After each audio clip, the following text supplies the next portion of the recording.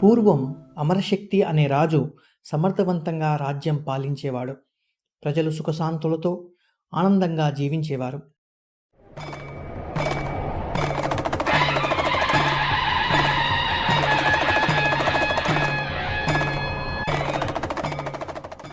ఆ రాజుకు ముగ్గురు కుమారులు: బాహుశక్తి, ఉగ్రశక్తి, అనంతశక్తి. వాళ్ళు ముగ్గురు చురుకైన వారే, కానీ చదువంటే ఆసక్తి లేదు. అంతగా శ్రద్ధగా చదివేవారు కాదు. దీనితో రాజుగారు చాలా దిగులు పడేవారు. వీరు రేపటి పాలకులు, కానీ జ్ఞానం లేకుండా ప్రజల పాలన చేయగలరా అని ఎప్పుడూ ఆలోచించి దిగులు పడేవారు. రాజుగారు ఎందరో పండితులను పిలిపించి పాఠాలు నేర్పించాలని చూశారు, కానీ లాభం లేదు. యువరాజులు పాఠాలను గ్రహించలేకపోయేవారు. అలా దిగులు పడుతుండగా ఒకరోజు ఒక మంత్రి వచ్చి, మహారాజా, మన రాజ్యంలో విష్ణుశర్మ గారి గురుకులం ఉంది. ఆ మహర్షి పిల్లల మనసు దోచుకునేలా బోధిస్తారని విన్నాను. తాను చెప్పే పాఠాలు పిల్లల మనసులో నాటుకుని పోతాయి అని ఎందరో విద్యార్థులు చెప్పారు. మీరు ఒకసారి విచారించగలరు అని మహారాజుకు చెబుతారు. అది తెలుసుకున్న మహారాజు తన పిల్లలను విష్ణుశర్మ ఆశ్రమంలో చేర్పించాలని నిర్ణయించుకొని మరుసటి రోజు ఉదయం పిల్లలతో ఆశ్రమానికి బయలుదేరతాడు.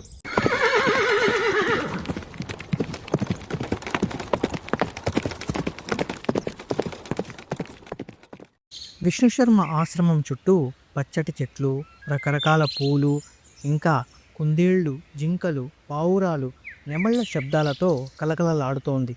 దగ్గరలో సెలయేళ్ల చప్పుళ్లతో ఎంతో హాయిగా అనిపిస్తోంది. పొద్దున్నే ఎందరో విద్యార్థులు వేద పాఠాలతో అద్భుతంగా ఉంది ఆ వాతావరణం.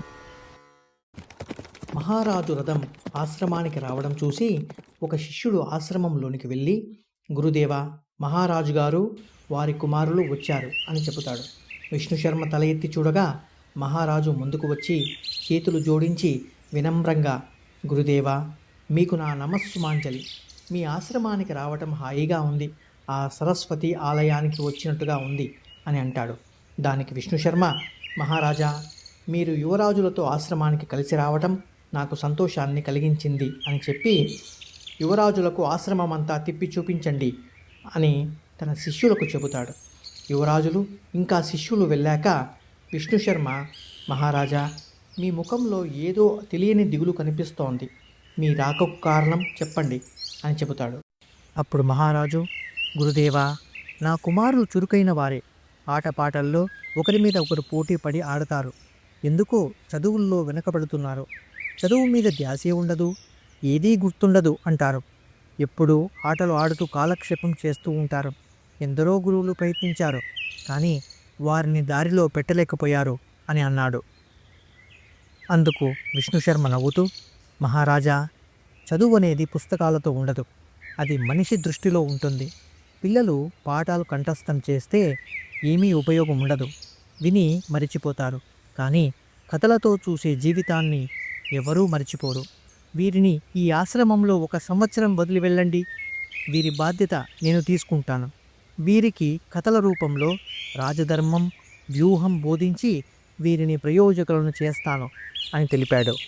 రాజుగారు ఆనందంతో తలవంచి, చాలా సంతోషం గురువర్య, వీరిని మీ చేతుల్లో పెడుతున్నాను అని గౌరవంతో మళ్ళీ నమస్కారం చేస్తాడు.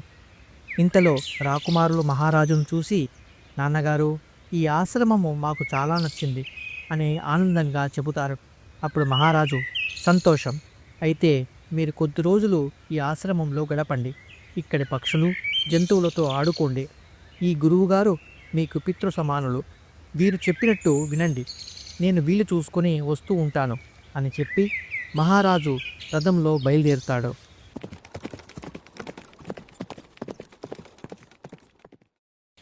రాజుగారు వెళ్ళిన తరువాత విష్ణుశర్మ ముగ్గురు యువరాజులను చూసి ఒక చిరునవ్వుతో, మీరు ప్రయాణం చేసి అలసిపోయి ఉంటారు.